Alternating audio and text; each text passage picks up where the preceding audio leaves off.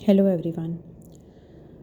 I know कि आज almost a month और मैं वापस आई हूँ अपने चैनल के ऊपर। These days are really very tough being a psychologist.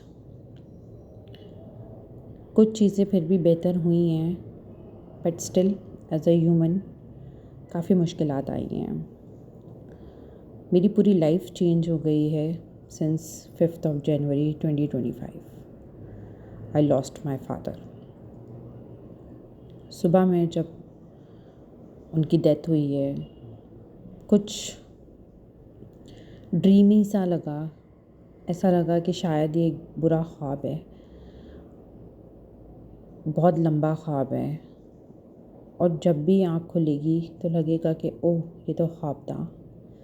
But जैसे जैसे वक्त गुज़रता जा रहा है, जैसे जैसे चीज़ें नॉर्मल होती हुई नज़र आ रही हैं एक्सटर्नली, क्योंकि इंटरनली तो कहते हैं ना कि कब्र का हाल मुर्दा ही जानता है। सो सेम आई नो कि ये हमारा ग्रीफ का टाइम है। ये वो सारी चीज़ें हैं जो मैंने 8 सालों से प्रैक्टिस करवाई हैं, की हैं।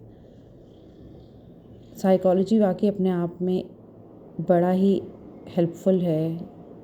हमारी टीचर कहा करती थी, मास्टर्स की क्लास, एथिक्स की क्लास की टीचर, कि साइकोलॉजी पढ़ने के बाद आप किसी का भला कर पाओ या ना कर पाओ, कम से कम आप अपना भला तो कर ही लोगे। And I completely agree on that point कि ये मेरे लिए इतना मुश्किल वक्त है जहाँ पे मैं प्रॉपर तरीके से ग्रीफ भी नहीं कर पा रही हूँ।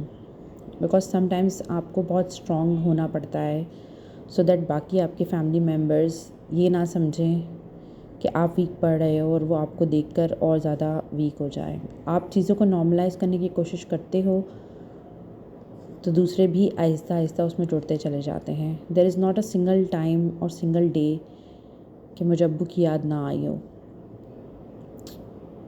वो वाक़या जब उनकी डेथ हो रही थी, हॉस्पिटल ले जाने वाला, हॉस्पिटल में एंड एवरीथिंग, वो मेरी मेमोरी में बहुत बुरी तरीके से छप चुका है। वो रोज़ाना मेरे माइंड में रिफ़्लेक्ट करता है। आज ये पॉडकास्ट ऑडियो बनाने का मकसद भी सिर्फ यही है कि शायद इस तरीके से बात करके मैं अपना ग्रीफ निकाल सकूं। आई डोंट नो ये कितने लोग सुनेंगे, नहीं सुनेंगे, साल बाद, 2 साल, 5 साल, मे बी ये किसी को हेल्प करे ग्रीफ से निकलने में और ये हकीकत जानने में कि सारी चार्मनेस आपकी तब तक होती है जब तक आपको ये लगता है कि आप यहीं पर रहोगे, आप नहीं जाओगे, आपको कभी मौत नहीं आएगी। एंड ये एक इतना बड़ा आई ओपनर रहा मेरी लाइफ का। मैंने बहुत सारे लोगों के बारे में सुना जो इस दुनिया से चले गए, बहुत सारे रिश्तेदारों के बारे में सुना, बहुत आस पड़ोस के लोगों के बारे में सुना, दूर के रिश्तेदारों के बारे में सुना, करीब के रिश्तेदारों के बारे में सुना, लेकिन कभी ऐसा नहीं लगा था कि हमारे घर में भी ये हो जाएगा।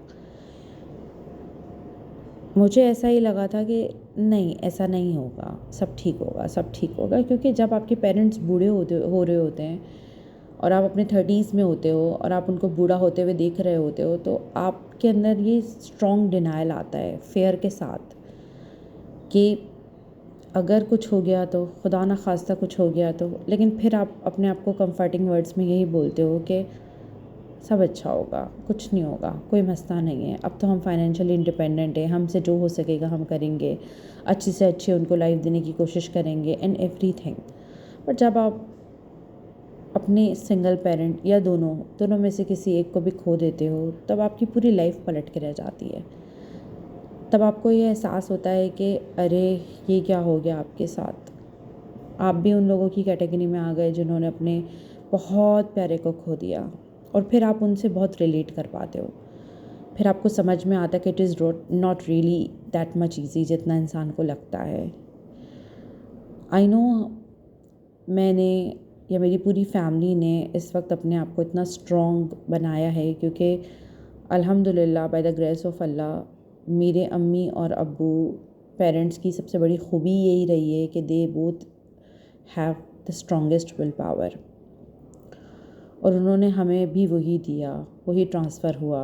वी यूज़ टू लाफ कि आपकी बहुत सारी ख़ानदानी बीमारियों के साथ साथ जो एक अच्छी क्वालिटी है वो कम से कम हमारे पास आई है, हमारी स्ट्रेंथ है कि हमें बहुत अच्छे विल पावर मिली है, और वही बात है कि हम इस सदमे से या इस ग्रीफ से निकलने की कोशिश कर रहे हैं दिन ब दिन।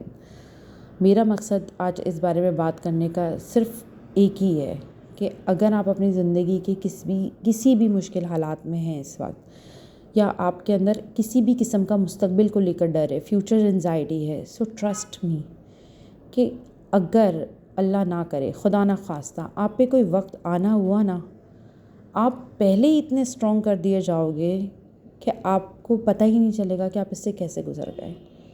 लाइफ में किसी भी चीज़ से मत डरना, किसी भी चीज़ से नहीं। ये छूट गया, ये चला गया, ये हो गया, वो हो गया, कैसे मैनेज होगा? यकीन मानिए सब मैनेज हो जाता है। आज मेरे वालिद को गुजरे हुए ऑलमोस्ट 22-23 डेज़ हो चुके हैं, but you can see I am still alive, I am still talking to you.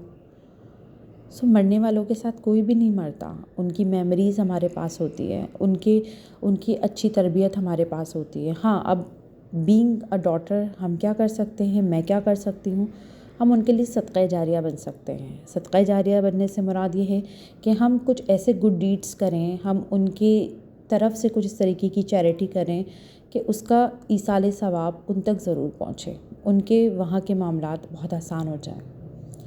I know that is very very tough, it is not easy कि मैं सिर्फ कह रही हूँ, आई एम द पर्सन जो अभी ये गुजार रही है, but I believe, being a believer, आपके अंदर बहुत स्ट्रेंथ आती है, आपके अंदर एक अजीब सी पावर आती है जहाँ पे आपको लगता है कि गुजर जाएगा। बहुत अच्छी बात डॉक्टर इसरार अहमद ने कही, और which I completely agree with him, कि बड़े से बड़ा बंदा ना, चाहे खुदा को माने या ना माने, मौत को ज़रूर मानता है। मौत का इनकार ना आज तक कोई एथियस्ट भी नहीं कर पाया। खुदा के वजूद का इनकार करने वाले हज़ारों आपको मिल जाएंगे, मज़हब पे बहस करने वाले आपको बहुत मिल जाएंगे। मे बी ये पॉडकास्ट भी आपको एक लीनियंट रिलीजन की तरफ लगे, बट बीइंग अ मुस्लिम और being a believer, I will talk about it. No offence to any religion, I respect all the religions, but बहुत सारे लोग खुदा के वजूद का इनकार कर लेंगे, मज़हब के वजूद का इनकार कर लेंगे, बहुत सारी आपको फ़र्ज़ी कहानियाँ सुना देंगे, लेकिन मौत का इनकार तो आज तक कोई भी नहीं कर पाया। वो तो आनी ही आनी है। आज मेरे फादर इस दुनिया से चले गए, कल कला को मैं भी चली जाऊंगी। सो जितना वक्त है, जितना टाइम है इस दुनिया में, ट्रस्ट मी, जितना आप जी सकते हो अच्छे तरीके से, ज़्यादा स्ट्रेस लिए बगैर, देन दैट इज़ ग्रेट। जो मिल रहा है मोर देन वेलकम है, और जो नहीं भी मिल रहा ना आपको लाइफ में, उसके ऊपर बहुत ज़्यादा स्ट्रेस मत करो। जो कंट्रोल में है ठीक है, मोर देन वेलकम। जो कर सकते हैं वो करेंगे, बट जो नहीं कर सकते ना, उसके पीछे अननेसेसरीली नहीं भागेंगे। अगर अननेसेसरीली हम भागते रहेंगे ना, वक्त तो वैसे भी आएगा। My father died when he was 71 years old, और अभी फ़ैब में उनकी बर्थडे आती, और हम ये 71 ईयर उनका सेलिब्रेट करते। मतलब उन्होंने अपने 71 भी कंप्लीट नहीं किया, वो उतना ही लेकर आए थे। और जितना भी उनके जाने के बाद उनकी इतनी सारी चीज़ें, अब आप मुझे बताओ उनके क्या काम आई?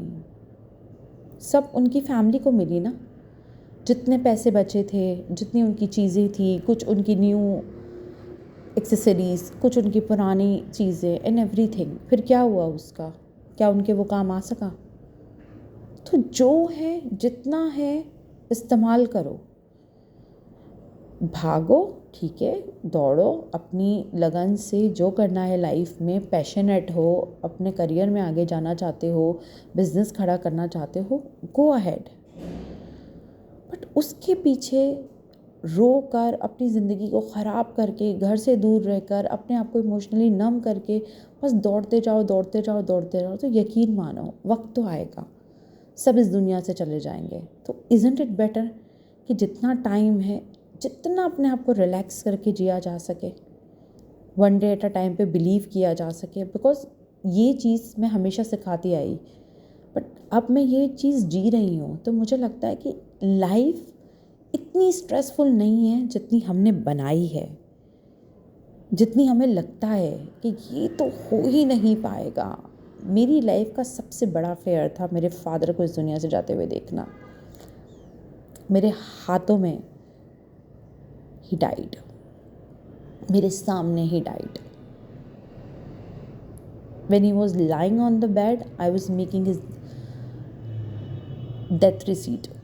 I was paying the money to hospital कि डिस्चार्ज करना है, आप प्लीज़ बताएं क्या फॉर्मेलिटीज़ हैं। So Allah makes you strong, Allah gives you strength. मुझे नहीं पता ये किसी के काम आएगी या नहीं आएगी, या ये शायद मेरे चैनल के ऊपर एक एनोनिमस पॉडकास्ट बन के रह जाएगी, बट मैंने अपना पार्ट यहाँ पर प्ले कर दिया। मैंने ये शेयर करके किसी को भी अगर इससे तसल्ली मिलती है, हौसला मिलता है, कंफर्टिंग होता है, तो मैंने अपना हिस्सा डाल दिया। बस मैं सिर्फ यही बात करने के लिए आप लोगों से आई थी। Thank you so much, take care.